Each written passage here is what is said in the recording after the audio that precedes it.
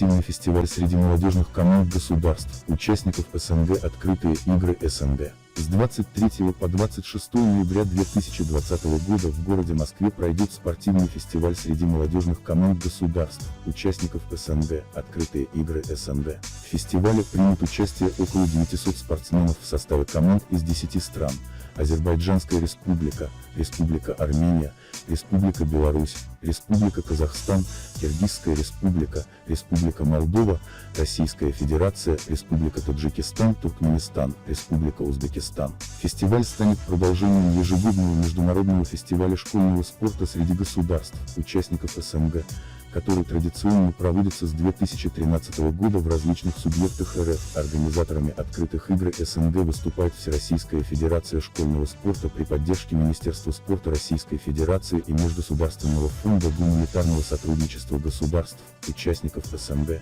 Особенностью фестиваля в 2020 году станет привлечение спортсменов из стран СНГ в возрасте от 18 до 30 лет, проживающих на территории России.